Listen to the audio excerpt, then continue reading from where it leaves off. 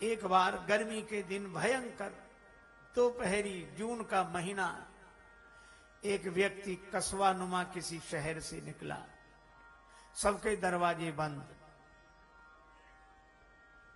न कोई कुआं न नल, कोई पौशाला नहीं कि पानी पी सके, बेचारा प्यासा आगे बढ़ता जा रहा था। तब तक देखा एक भवन की खिड़की खुली है, झांक कर देखा दरवाजा भी खुला हुआ था, एक सज्जन बैठे हैं, सुराही जल से भरी है, जो सुराही के ऊपर गिलास है, ये दरवाजे से गया। इसने कहा बाबूजी बाबूजी बड़े जोर की प्यास लगी है, दो घूंट पानी मिल जाएगा। अब उस व्यक्ति ने अभिमान के बोझ से दबी हुई अपनी गर्दन ऊपर उठाई और बोला क्या बात है, प्यासा हूं, पानी मिल जाएगा। वो क्या बोला अभिमानी आदमी, क्या पानी, हमारे पास कोई काम नहीं है, तुम जैसों को पानी पिलाते रहे, यहां कोई कुआं है, पौशाला है, नल है, चले आए पानी पिला दो, पानी पिला दो। देखते नहीं यह एक शरीफ आदमी का घर है। राहगीर ने कहा कि सो तो देख ही रहे हैं, मन में सोचा कि सो देख ही रहे हैं। आजकल भद्र पुरुषों के घर ऐसे ही होते हैं, सज्जनों के घर ऐसे ही होते हैं। पहले घरों के बाहर लिखा रहता था जय श्री राम, स्वागतम, अंग्रेजी पढ़े लिखे लोग लिखते थे वेलकम। अब ये आजकल नहीं लिखा मिलेगा, आजकल क्या लिखा, बिना इजाजत अंदर आना मना है। अब शुभागमन नहीं, स्वागतम नहीं, बिना इजाजत अंदर आना मना है। अब किसी किसी मकान के बाहर लिखा होगा कुत्ते से सावधान, हालांकि उसमें रहते आदमी हैं, रहते आदमी, कुत्तों से सावधान किया जाता है।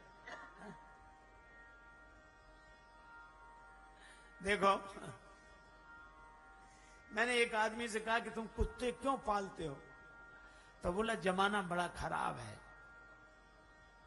आज बड़ा डर है। उस दिन मुझे लगा कि हम लोगों का कितना नैतिक पतन हो गया। आज आदमी आदमी से डर रहा है और आदमी से आदमी की रक्षा कुत्ता कर रहा है, फिर भी हम अपने को आदमी कहते हैं।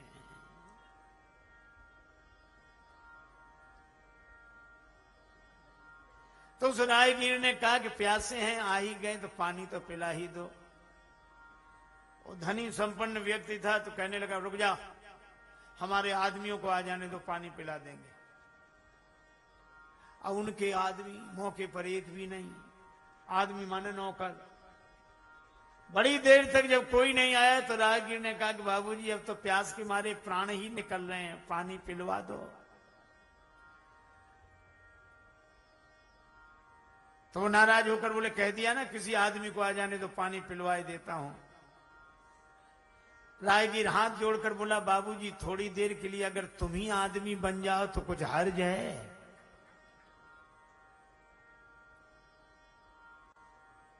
आज यही स्थिति है, हमें चिड़ियों की तरह आकाश में उड़ना आ गया है, हमें पनडुब्बियों की तरह पानी के भीतर उतरना आ गया है, पर हमें आज आदमी की तरह धरती पर रहना नहीं आता। क्या करेगा प्यार वो भगवान से, क्या करेगा प्यार वो ईमान से, जन्म लेके गोद में इंसान की कर न पाया प्यार जो इंसान से। सच लुट गया सरेआम, सपन बाकी है, अब तो शबनम की जगह तपन बाकी है। आज आंखें भी हैरत से हैं परेशान, इंसान लापता है कफन बाकी है। मनुष्यों की भीड़ में मनुष्य खो गया है, मानवों की भीड़ में मानवता खो गई है। लेकिन केवट बिल्कुल ठीक कहता है, भगवान राम की चरण धूलि में आज भी वह प्रभाव जो पशु को भी मनुष्य बना देती है, अर्थात जिसके हृदय में पशुता भरी हो उसके हृदय में मानवता भर जाती है। यह है श्री राम का चरित्र।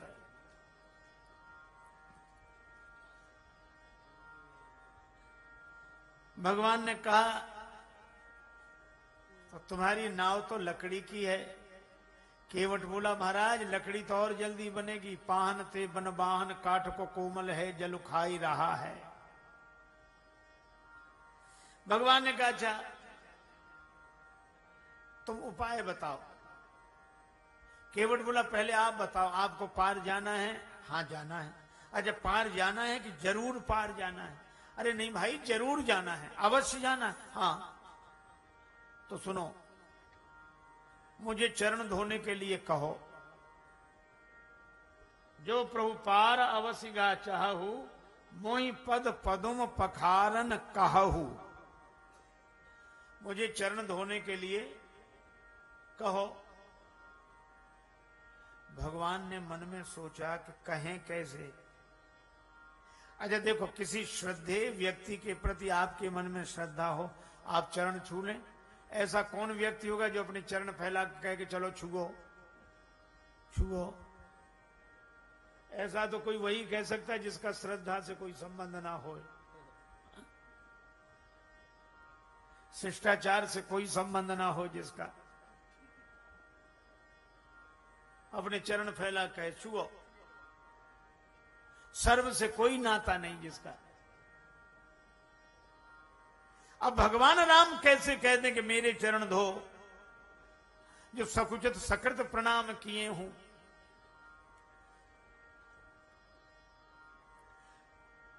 राम जी ने कहा केवट, बहुतों ने हमसे बिना पूछे हमारे चरण धो लिए, तुम भी धो ले, हम मना थोड़े ही करेंगे।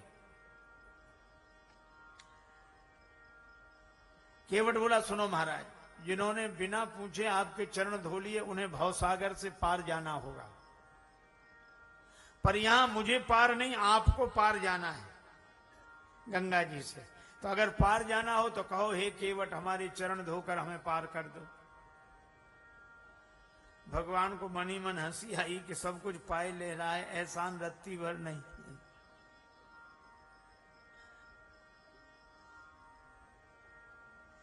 भगवान ने कहा अगर हम चरण धुला लें तो?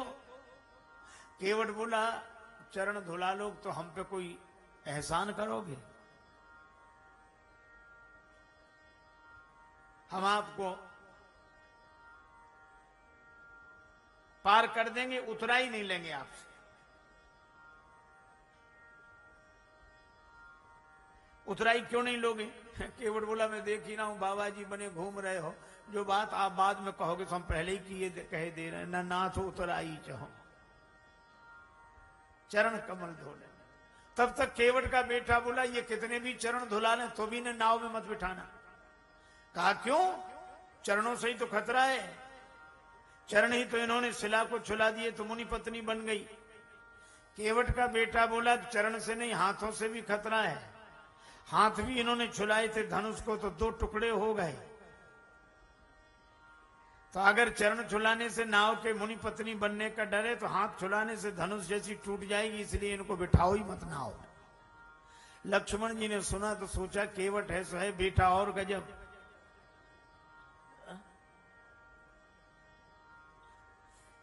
पर केवट बोला नहीं नहीं वो कोई बात नहीं, चरण धुला लेंगे। लक्ष्मण जी ने कहा कि ज्यादा बहस करोगे भगवान चले जाएंगे रूठ कर। केवट बोला यही मर्म तो मैं जानता हूं, भगवान रूठ कर जाएंगे ही नहीं। क्यों? इन्हें सब कुछ जाता है, सर्व समर्थ है। केवट बोला हाँ सब कुछ जाता है, पर इन्हें तैरना नहीं आता है, तारना तो आता है। अगर तैरना आता होता तो घाट वाले के पास आते ही नहीं।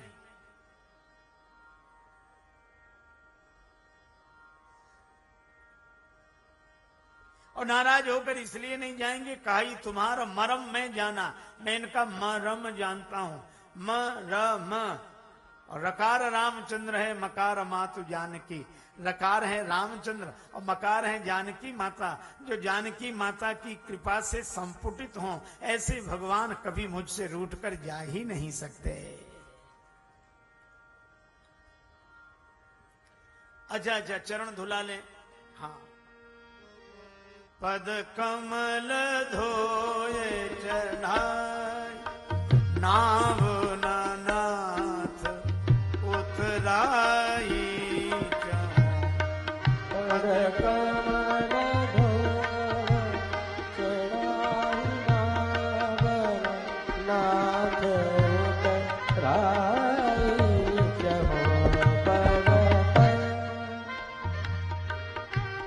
कमल धोय चढ़ाई नाव ननाथ उतराई चौपद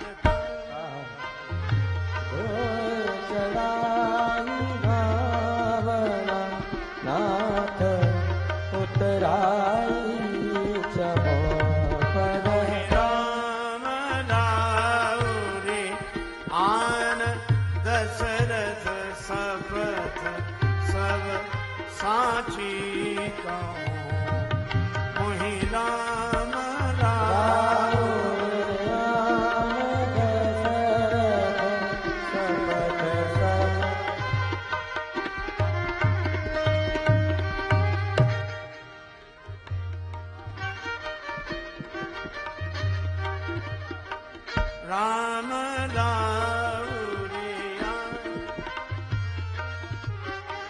राम राउरियान दशरथ सपथ सब साची कहूँ मोहि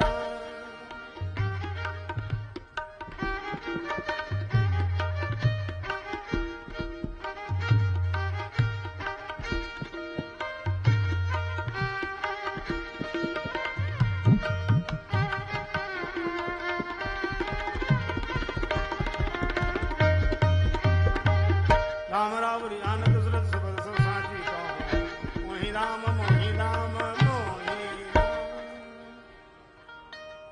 राम जी आपकी सौगंध महाराज दशरथ की सौगंध। अब लक्ष्मण जी ने देखा तो भगवान शीलवश जैसे ढील दे रहे हैं वैसे ही ये बिगड़ता जा रहा है। ये कोई बोलने का ढंग है, कोई कहे कि हमारी बात बिल्कुल सही का कैसे माने, बोले आपकी कसम आपके बाप की कसम। ये कह रहा राम जी आपकी सौगंध महाराज दशरथ की सौगंध। अरे वो बेचारा बोल नहीं पा रहा है पर उसका यह भाव नहीं था। वह कह रहा राम जी मैं आपकी सौगंध कर रहा हूं लेकिन कैसे कर रहा हूं, जैसे दशरथ शपथ दशरथ जी ने जैसे आपकी सौगंध की वैसे मैं भी आपकी सौगंध कर रहा हूं। प्राण चले जाएं पर वचन नहीं तोड़ूंगा, यह है सौगंध लेने वालों का। आजकल तो हे भगवान कुछ न पूछो। एक सज्जन अपने गुरुजी से कह रहे थे गुरुजी अपना फोटो दे दो। गुरुजी बोले हमारे फोटो का सब बोले गुरुजी अब आप तो जानते हो दुकान में बैठना होता है, माल बेचना पड़ता है, झूठ सच बोलना पड़ता है, तो आपका फोटो कसम खाने के लिए चाहिए कि गुरुजी की कसम। ऐसे हाथ फैलाएंगे गुरुजी की कसम। ये हाल है। केवट कहता है मैं आपकी सौगंध ऐसे कर रहा हूं जैसे महाराज दशरथ ने की। लक्ष्मण जी ने चढ़ाया धनुष पर बाण, तैयार हो जा मरने के लिए। केवट बोला मरूंगा हाथ से किसके, जो श्री रघुवीर का प्यारा है, और मरूंगा किस जगह जहां निर्मल गंगा की धारा है, और मरूंगा सामने किसके कि जिनका दास होता हूं, और मरूंगा किस खता पर पांव करुणा निधि के धोता हूं। अगर इन पद पंकजों पर प्राण खो जाएगा केवट, तो मरकर भी जमाने में अमर हो जाएगा केवट। फिर क्यों ऐसा समय श्रीमान जाने दूं, न क्यों जानकी जीवन के सन्मुख जान जाने दूं। चलाओ बाण, मेरे जैसा सौभाग्यशाली कोई नहीं होगा। लेकिन एक बात है, बदनामी आपकी तो नहीं राम जी की होगी कि राम जी ने छोटे भाई से कहकर उस केवट को मरवा दिया जो बेचारा चरण धो रहा था। लक्ष्मण जी ने मन में सोचा कि राम जी की बदनामी कराने थोड़े ही आए हैं, बाण रख लिया तूणीर में। कहने लगे प्रभु इससे तो आप ही बात करो।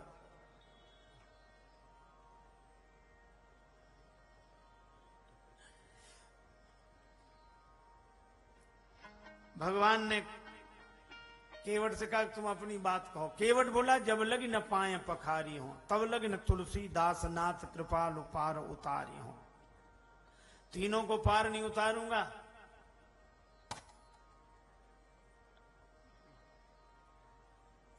तुलसीदास नाथ कृपाल, यहां तुलसी शब्द है, तुलसी में तीनों हैं। तू से तुमको पार नहीं उतारूंगा, राम जी को, तू से तुमको, ला से लक्ष्मण जी को, सी से सीता जी को पार नहीं उतारूंगा। सुन केवट के बैन प्रेम लपेटे अटपटे, बिहसे करुणा ऐन चितय जानकी लखन तन। केवट की वाणी सरल है, उस बेचारे को समझ नहीं है, पर प्रेम से लिपटी हुई है।